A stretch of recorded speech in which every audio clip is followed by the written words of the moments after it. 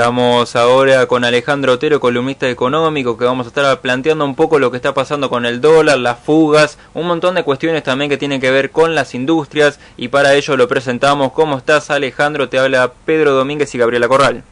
Hola Pedro, hola Gabriela, ¿cómo están? Todo bien, Alejandro. Contanos un poquito, el tema de la caída del dólar, sube, baja, ¿cómo es el tema? Bueno, a ver, yo diría que con el dólar lo que hay en este momento es una tensa calma, A ver, ¿qué es lo que está pasando? El dólar se está moviendo en el entorno de los 15,80, 15,90 pesos por unidad, es decir, está coqueteando con los 16 pesos por dólar. Sí. Esto que en principio tiene una situación de estabilidad, porque ya hace bastante tiempo que se mantiene, da lugar a dos fenómenos. Uno que es más comentado y otro que yo diría es más importante pero menos comentado. Vamos a referirnos a los dos, si te parece. Dale. La primera cuestión es la más comentada, que si este valor del dólar se va a mantener o no, si es real o artificial, si está alto o bajo, si es caro o barato. Y hay, más allá de los intereses, es decir, siempre tenemos en la Argentina en torno al dólar, como sabemos, sectores que tienen interés en devaluar y otros que tienen interés en que el tipo de cambio sea más accesible según se ubiquen de uno u otro lado del mostrador del comercio exterior, ¿no? A los exportadores siempre quieren devaluar y los importadores siempre quieren lo contrario. Pero digo, más allá de los intereses de los sectores que siempre influyen, hay algunos fenómenos reales de la economía que explican por qué el dólar no se está moviendo del valor en que se encuentra. En primer lugar, es que la prometida lluvia de dólares, ¿se acuerdan, Pedro, Gabriela? Sí. El gobierno prometió una lluvia de dólares que se iba a traducir en inversión. Esto es una lluvia de dólares que iba a empujar el empleo, que iba a empujar la producción, que iba a ampliar la oferta de bienes, que iba a mejorar la oferta de bienes y servicios, y con esa lluvia de dólares que iban a empujar la producción hacia adelante se iba a incrementar el bienestar de los argentinos. Como sabemos, eso no ocurrió hasta el momento, no hay ni visos, más allá de las declaraciones del ministro que dice que se está recuperando la economía y el empleo. Todos los indicadores indican lo contrario, ¿no? Que la actividad económica cae, el empleo cae, el consumo cae, etcétera. Lo que sí sucedió es que hubo otra lluvia de dólares, pero no con las características de la prometida, sino que tiene que ver más con los dólares que vienen para el sector financiero. Es decir, fundamentalmente los dólares que el gobierno tomó a un ritmo inédito en la historia de la Argentina de endeudamiento, que fueron aplicados no a la inversión y ni siquiera a la obra pública, sino que fueron aplicados a financiar el déficit fiscal, hacen que la oferta de dólares en la Argentina sea abundante. Es decir, que aquel que quiera dólares lo puede obtener, porque esos dólares que fueron tomados para financiar el déficit están disponibles en el mercado para aquel que quiere conseguir sus dólares y, por ejemplo, seguir ahorrando en la divisa americana. Esto ha hecho, por ejemplo, que Melconian, un reciente flamante exfuncionario, flamante expresidente del Banco Nación, ayer saliera con declaraciones muy críticas respecto del gobierno del cual él, insisto, hasta hace poco formó parte, diciendo que la desconfianza sigue en los mismos niveles históricos de la Argentina porque todos los indicadores muestran que la gente sigue queriendo dolarizar sus carteras, es decir, quiere seguir ahorrando en dólares. Después nos vamos a referir un poquito más a esto, pero el primer dato que hace pensar que el dólar tiene factores reales que explican su estabilidad tiene que ver con esta abundancia de dólares que, insisto, no vienen de la lluvia de dólares para la inversión, sino que de los dólares del endeudamiento que toma el gobierno.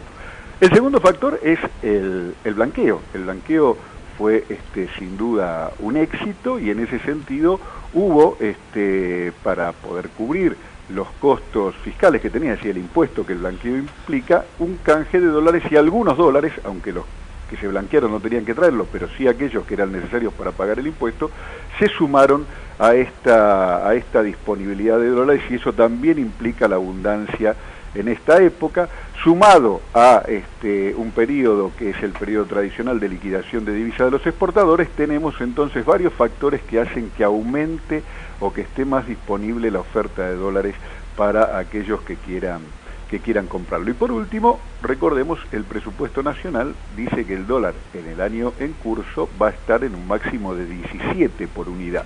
Es decir, que todavía estamos lejos de eso, pero el gobierno difícilmente quiera devaluar antes de las elecciones porque una devaluación se traduciría en inflación y por lo tanto trata de contener el precio del dólar. Es decir, que hay varios factores que dan a explicar o podrían dar a entender por qué el dólar se mantiene estable en estos valores y no responde a los intereses de los sectores que quieren apresuradamente devaluar y que están diciendo aquí, allá, en este o en aquel foro, que el dólar está retrasado, que el tipo de cambio está retrasado y que corresponde ajustar o sincerar, como se dice ahora, ese precio en la Argentina. Es decir, que el primer fenómeno que tenemos con el dólar es esta discusión en torno a si está barato, si está caro y las razones que explican el valor en que se encuentra. Alejandro, te molesto un segundo. Sí. Salió ayer un comunicado del ministro de Hacienda, Nicolás Duhom. No sé si lo habrás leído o si no te lo comento breve.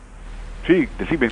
Bueno, ratificó ayer el objetivo de déficit primario para este año es 4.2% del PBI en línea con el presupuesto y fijó las metas de 3.2% y 2.2% para 2018 y 2019 respectivamente. Las cifras fueron dadas a conocer, repetimos, en una conferencia de prensa hecha por el Ministerio. Comentamos un poquito, ¿llegará este 4.2 o para vos cómo se ve este panorama? Efectivamente, esto que decís tiene que ver con lo que comentábamos recién. Sí. El déficit de 4.2 es un déficit altísimo. En cualquier otro momento, estos mismos funcionarios, cuando eran oposición, hubieran puesto el grito en el cielo por la magnitud del déficit. El mismo Fondo Monetario, que ahora hace mutis por el foro, hubiera alarmado frente a un resultado como este que el ministro trata de naturalizar. El tema es, más allá de que se logre o no se logre, es probable que el déficit esté en ese valor o un poquito por encima, insisto, es un valor muy alto. El Tratado de Maastricht en la Comunidad Económica permite como máximo un 3%, estamos hablando del 4,2%, casi un 50% más del estándar internacional. Es cómo se financia ese déficit, y el gobierno prefiere financiarlo con endeudamiento en dólares. Y entonces esto vuelve a alentar este incremento de la oferta y la disponibilidad de dólares y por supuesto el incremento del endeudamiento, lo cual da lugar a este segundo fenómeno que quiero comentar, que es menos difundido, pero que es el signo de la alarma del desastre en la Argentina a lo largo de su historia. En la Argentina, ¿cuándo? El endeudamiento crece vertiginosamente en dólares, como ahora, y esos dólares no se aplican a la generación de dólares para el repago o a la disminución de dólares que se necesitan para financiar, por ejemplo, importaciones, y no se aplican ni siquiera a la mejora de infraestructura de obra pública. El caso fue el soterramiento del subte, se le otorgó la obra a un primo del presidente en la condición de que éste trajera el financiamiento para solventar la obra, y como no pudo conseguirlo, el Estado le dio los fondos. ¿De dónde sacó el Estado esos fondos? Del endeudamiento. Observen la diferencia. Una cosa es si el que va a ejecutar la obra pública trae el financiamiento, el repago de ese financiamiento es un problema del privado que hace la obra, del contratista, ¿verdad? Uh-huh. Pero si el financiamiento lo otorga el Estado, con base en endeudamiento externo, el problema es de todos los argentinos que lo vamos a tener que pagar. Entonces, cuando en la Argentina crece la deuda en moneda extranjera, en dólares en particular, al ritmo vertiginoso que lo viene haciendo, y no se aplica a generar dólares para el repago, es decir, se gasta en financiar el déficit, como es el caso, lo que suele pasar es lo que está pasando, que el endeudamiento no hace más que financiar la fuga de capitales. Entran dólares, se transforman en endeudamiento, y esos dólares que entran son conseguidos por algunos que tienen la información necesaria o la posibilidad necesaria y dolarizan sus carteras para después fugar del mercado y preservarse ante lo inevitable que es la futura devaluación. Observen algunos datos. En enero de este año, la demanda de dólares por todo concepto llegó a 3.600 millones de dólares. Casi un 80% más que hace un año atrás. La mayor parte de esto fue para dólar ahorro, es decir, gente que tenía excedentes, compró dólares y se los guardó, salió del mercado. Si los puso en el colchón, si los puso en el exterior, esa ya es una segunda cuestión de la que no tenemos información. Lo que es seguro es que ciertos activos se dolarizaron y salieron del mercado. Eso es lo que técnicamente se llama fuga de capitales. El Estado se endeuda, trae dólares, algunos los apropian, unos pocos, los guardan para sí, ¿y qué le queda al pueblo argentino? La deuda como carga a pagar en el futuro.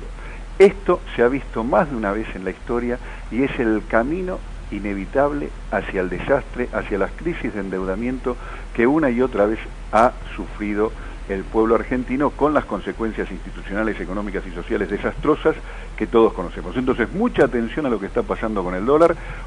Una discusión es la que aparece en superficie, insisto, la más difundida y que a veces causa cierta distracción, si está alto, si está bajo, que es importante, pero mucho más significativo es esta segunda cuestión que se comenta poco y que tiene que ver cómo hoy, ya, no mañana, hoy ya el endeudamiento está financiando una vez más la fuga de capitales, para beneficio de uno poco y para perjuicio del conjunto, que va a tener que hacerse cargo de la deuda más temprano que tarde.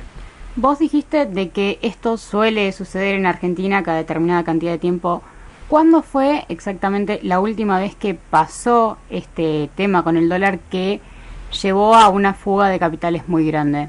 Mirá, sobre esto podríamos dar un seminario. La Argentina tiene dos crisis recurrentes en relación al dólar. Una, la que se llama la crisis de restricción externa, que es el viejo problema de la Argentina, que cuando la Argentina crece, para industrializarse, expandir el empleo y expandir el consumo, necesita importar más bienes intermedios y de capital para sostener la industria, y entonces requiere dólares para financiar esas importaciones que están sosteniendo el incremento del ritmo de crecimiento. Y cuando por alguna razón se debilita el comercio internacional, que es el proveedor de dólares, entonces la Argentina entra en esta restricción externa, es decir, esta imposibilidad de conseguir los dólares que necesita para financiar el ritmo de crecimiento. Ese es un tipo de crisis que la vivimos con la crisis internacional reciente de 2008-2009 hasta el año 2013-2014, que se hizo sentir en la Argentina. Pero el cambio de rumbo de la política económica empezó a llevarnos en la senda del segundo tipo de crisis que tiene que ver con el dólar en Argentina, que es esta que mencionamos, que es la crisis de endeudamiento. La última tremenda crisis de endeudamiento que tuvo la Argentina fue el estallido de 2001, es decir, entre fines de los 90 y 2001, en el medio estuvo el famoso megacanje, el famoso blindaje, los intentos desesperados por refinanciar la deuda. La Argentina entró en un alud de endeudamiento que refinancia para seguir pagando, no pagando el endeudamiento, hasta que la bola estalla con la declaración del default y todas las consecuencias que conocemos a partir de que la Argentina se declaró en imposibilidad o en cesación de pagos respecto de sus acreedores internacionales, a lo que posteriormente vinieron los procesos de renegociación y el reciente y vergonzoso pago a los buitres que ha implementado este gobierno. Es decir, que la última crisis fenomenal, la tenemos muy fresquita en la memoria de los argentinos, fue el estallido del 2001. El camino que llevó al estallido del 2001, y eso es lo que estoy diciendo, no fue muy distinto que el que se está viendo en el presente. Ahora, o sea que nosotros podríamos estar yendo por el mismo camino y terminar de la misma manera que pasó en el 2001, ¿estás diciendo? El camino que estamos siguiendo lleva a una crisis de proporciones como la que vivimos en 2001, no quepa la menor duda. No estoy siendo alarmista, estoy poniendo la atención en un indicador al que se le está prestando muy poca atención y merecería más debate dentro de la agenda pública de los argentinos, sobre todo por esto que vos me preguntás. Es una historia que ya vivimos, que conocemos. Ninguno de los que peinamos canas o nos dedicamos a estudiar la economía podemos hacernos los distraídos respecto de lo que está pasando. Una situación de incremento del endeudamiento externo a la velocidad que está sucediendo en la Argentina, agravada por el incremento de tasas internacionales, es decir, que va a ser una deuda más gravosa de pagar, que no se está traduciendo en inversiones que apalanquen el crecimiento del empleo y el bienestar de los argentinos, sino que se está contrayendo esa deuda en un contexto recesivo, en un contexto de enfriamiento de la economía, que no hace más que financiar la fuga de capitales, es absolutamente insostenible. Insisto, beneficia a unos pocos que van a poder dolarizar sus carteras antes del desastre y se preservan en dólares y perjudica al pueblo argentino que se va a tener que hacer cargo de esa deuda, solo que tiene un problema. No puede generar o fabricar dólares. Tiene que producir, generar riqueza y traducirla en dólares. Y eso, en un contexto recesivo donde la economía se enfría, el empleo decrece, la producción decrece y todos los indicadores económicos van a la retranca, es obviamente imposible, no hay que ser experto en economía para darse cuenta de las consecuencias de una situación como la que describimos, ¿verdad? Le recordamos a todos los oyentes que estamos en comunicación telefónica con Alejandro Otero, columnista económico de acá de la radio FM Difusión 98.1. Alejandro, siguiendo ahora con las cuestiones nacionales involucradas con lo que es la industria, el decaimiento en el desempleo, el tema, por ejemplo, de industria de calzado, industria automotriz, ¿no nos podrías comentar un poquito más de lleno de por qué está bajando todo este tipo de industrias? ¿Por qué en vez de mantener a los trabajadores directamente los suspenden o bien aparece un panfleto en la puerta diciendo no vengan más, la empresa cerró? Sí, a ver, ha habido varios casos estos días, los indicadores de la industria del calzado son muy fuertes, ¿no? La industria habla de una pérdida de 4.000 puestos de trabajo, una disminución de los niveles de actividad y cierres de plantas de la producción y responsabilizan de este resultado al incremento de las importaciones. Hablan de un incremento del 80% de la importación de calzados, productos que son importados a menor costo que la producción nacional y por lo tanto desplazan a la producción nacional generando ese impacto negativo en la producción y el empleo local. Algo parecido sucede con la industria automotriz. Volkswagen anunció suspensiones que tienen que ver con la caída de la producción a partir de lo que es la merma del intercambio con el mercado brasilero. Otro caso lo tenemos en el caso de Atanor y en el caso de Van Gogh, una empresa, esta última que genera productos de computación y que se dice sentirse afectada por la disminución de los aranceles que gravaban la importación de, partes para la producción y también para los bienes finales. Entonces, ¿qué estamos viendo? Estamos viendo que la apertura importadora, que la desprotección del mercado interno genera un efecto que también los argentinos conocemos muy bien porque lo hemos vivido bajo la dictadura con Martínez de Hoz y con la apertura en los 90 con Cavallo, que es el desplazamiento de la industria nacional por la producción importada. Evidentemente, la producción nacional, que es menos competitiva que la internacional, porque la Argentina, en términos de salarios, no puede competir, digamos, por caso con China. La industria del calzado o la textil o indumentaria no puede pagar en la Argentina porque implicaría un deterioro fenomenal de las condiciones de vida, los salarios que puede pagar China o la producción de China que actualmente se hace en África. Por lo tanto, la producción fuertemente intensiva en mano de obra es mucho más barata en ciertas partes del mundo que en la Argentina, o la producción que es fuertemente intensiva en tecnología es mucho más barata en aquellos países que disponen de tecnología de punta respecto a lo que es la Argentina, que tiene un cierto nivel de retraso internacional tecnológico que todos conocemos. De manera que para ciertas producciones, caso la indumentaria, caso la textil, caso el calzado, caso la automotriz, caso la industria de computación, etcétera, etcétera, etcétera, la producción local no es competitiva con la producción mundial. Esto quiere decir que la producción mundial suele ser de mayor calidad y de mejor precio. Ahora bien, la producción local genera empleo. La producción internacional no genera empleo. Tomar la decisión política de favorecer la importación porque tiene mejores precios que la producción local quiere decir, en términos concretos, sacrificar el empleo doméstico. La justificación que suelen hacer quienes toman estas decisiones es que esa producción internacional a la cual se beneficia con la apertura económica va a generar mejores precios y mayores condiciones de accesibilidad para los consumidores argentinos. Bueno, lo que enseña la experiencia es que cuando se abre la importación, lo que sucede seguro es que se desplaza la industria nacional, cae la producción doméstica, caen las horas trabajadas y crece el desempleo. Eso sucede seguro. Lo de si van a bajar los precios locales, producto del impacto de las importaciones, eso está por verse. más de una vez ha sucedido que los precios locales de los productos importados son levemente más bajos que los productos nacionales, y lo que generan no es mayor beneficio para los consumidores, sino mayores tasas de ganancia para aquellos que importan ese tipo de productos. Eso está por verse. Lo que es seguro es lo que estamos viendo, el impacto en la industria del calzado, en Atanor, en Van Gogh, en las automotrices, industrias que están siendo fuertemente afectadas por el impacto de las importaciones, lo cual, insisto, es el resultado de una decisión política, de una decisión de política económica. Si Exacto. baja la inflación o no, habrá que verlo. Hasta el momento, los indicadores lo que muestran, insisto, es caída del empleo y caída de la producción. Caída de la inflación, hasta ahora no hemos visto, y esto con los propios indicadores oficiales. El único que parece que ve un incremento de la producción y el empleo, a juzgar por las declaraciones de ayer, es el ministro de Hacienda, Nicolás Dujovne. Bueno, muchísimas gracias, Alejandro. A ustedes, buenos días. Les recordamos a todos los oyentes que estábamos con Alejandro Otero, nuestro columnista económico.